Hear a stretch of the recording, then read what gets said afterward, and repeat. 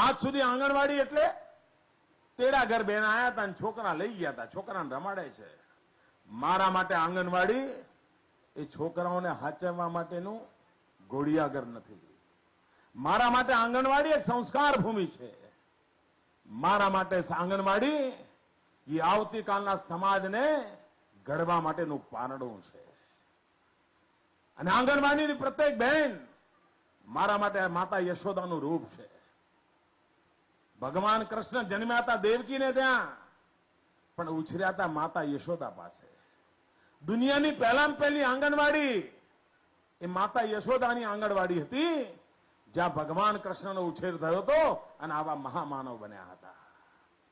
આપણે ત્યાં આંગણવાડીમાં આવનારું પ્રત્યેક ભૂલકાને એનો સર્વાંગીણ વિકાસ થાય, એ બાળકને સંસ્કાર મળે, એનામાં સારી ટેવો આવે, એને સ્વચ્છતાનું જ્ઞાન થાય, એને વડીલોને પ્રણામ કરવાનું મન થાય, એને એકબીજાનો આદર કરવાની ઈચ્છા જાગે.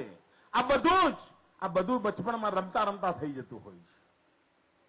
અને તેથી આ રાજ્ય સરકારે આંગણવાડીઓને નંદઘર તરીકે બિરુદ આપ્યું છે. આંગણવાડી નંદઘર તરીકે ઓળખાય છે. અને મારી આંગણવાડીની બહેનો હું માતા યશોદાનું બિરુદ આપતો હોઉં છું, એને નામ આપતો હોઉં છું. આ સ્થિતિ આપણે બદલવી છે. શાળા પ્રવેશોત્સવ કરીને શાળામાં ભરતી કરવાની બાબતમાં મોટી સફળતા મેળવી છે. પ્રવેશોત્સવ દ્વારા ડ્રોપઆઉટને ઘટાડવામાં સફળતા મેળવી છે. પણ હું ત્યાં અટકું એવો માણસ નથી.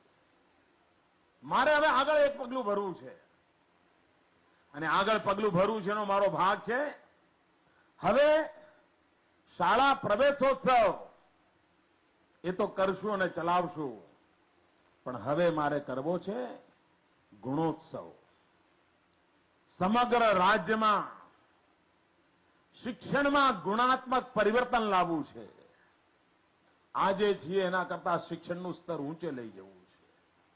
આજે છીએ એના કરતા સમગ્રતા શિક્ષણના વાતાવરણને ઊંચાઈઓ પર લઈ જવું છે. અને એના માટે આ રાજ્ય સરકાર આ વર્ષથી સમગ્ર રાજ્યમાં એક ગુણોત્સવનું આંદોલન ચલાવવાની છે. અને આ ગુણોત્સવ પણ હું માત્ર શિક્ષકોના ભરોસે ચલાવવાનો નથી. શ્રેષ્ઠ શિક્ષકો જે નિવૃત્ત થયા છે એમને જોડવા માંગુ છું.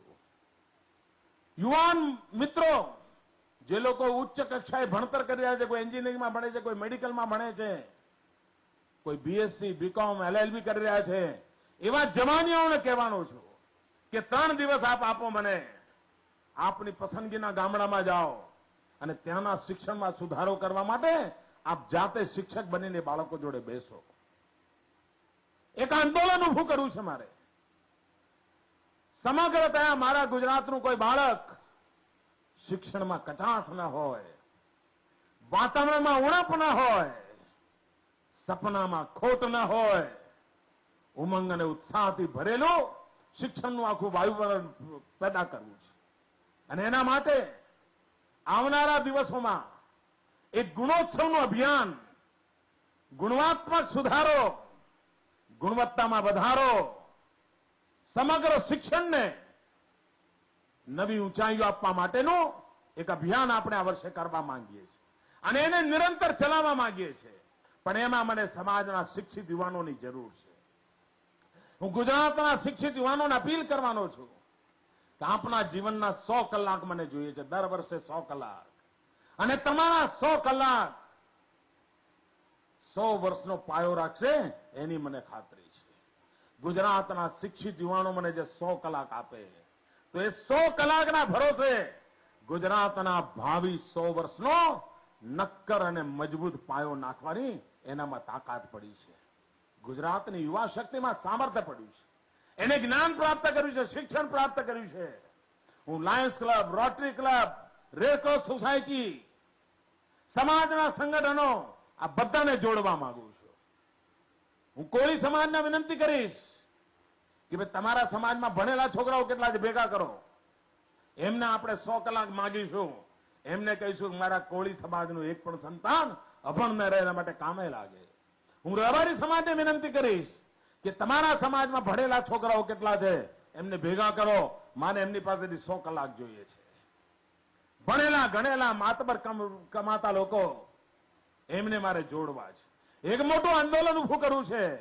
તમે મને 100 કલાક આપો, હું તમને 100 વર્ષ માટેનું ભવ્ય ગુજરાતનો પાયો નાખવા માટેની જવાબદારી લેવા તૈયાર છું. ગુજરાતનો યુવાન 100 કલાક દેશને માટે આપે, શિક્ષણને માટે, બાળકને માટે આપે. આ અભિયાન મારે ઉપાડવું છે અને આ ગુણોત્સવ દ્વારા ગુજરાતની આવતીકાલનો મજબૂત પાયો, શિક્ષણનો મજબૂત પાયો નાખવાની પહેલ નાખવી છે. મને આપનો સાથ અને સહકાર જોઈએ. રાજ્ય સરકારના નિયમો, કાયદાઓ, પરિપત્રો એ તો ગયા 60 વર્ષથી ચાલતા આવ્યા છે.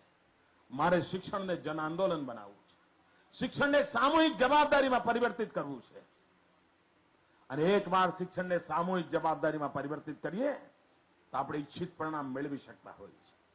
આજે જે દાતાઓએ વિપુલ માત્રામાં આ શિક્ષણ કાર્યને માટે યોગદાન આપ્યું છે, કન્યા કેળવણી નિધિ આપી છે, હું સૌ દાતા મિત્રોને અંતઃકરણપૂર્વક અભિનંદન આપું છું અને હું એમને વિશ્વાસ આપું છું કે આપની આ પાઈ આ ગુજરાતના ગરીબ ભૂલકાઓના શિક્ષણ માટે વપરાશે, એમના જીવનમાં બદલાવ લાવવા માટે વપરાશે, એમની આવતીકાલ સુધરે એના માટે કરવામાં આવશે.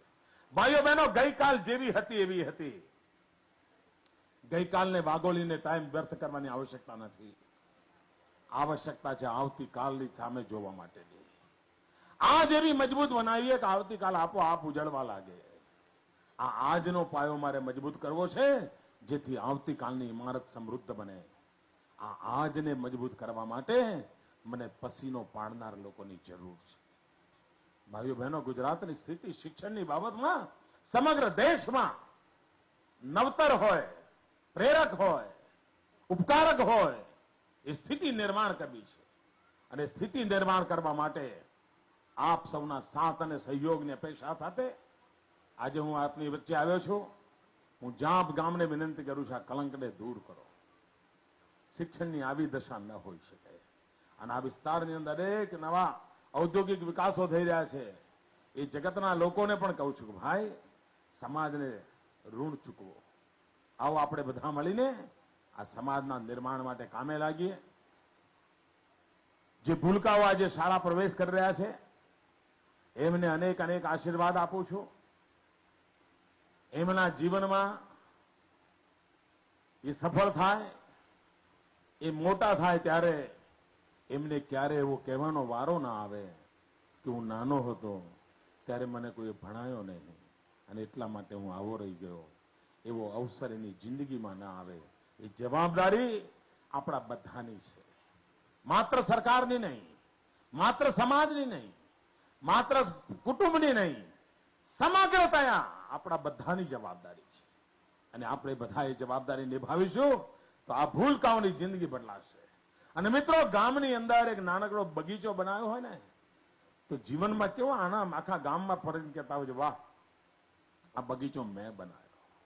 ભાઈઓ બહેનો, સમાજ જીવનના બગીચાના નાના નાના ફૂલ ખીલવવાની જવાબદારી આપણી છે. તો આખો સમાજ બગીચો બની જાય. આ નાના નાના ફૂલ જેવા, ભૂલકા જેવા ફૂલ, એમની ચિંતા જો આપણે કરીએ તો સમાજ હર્યો ભર્યો બગીચો બની જાય.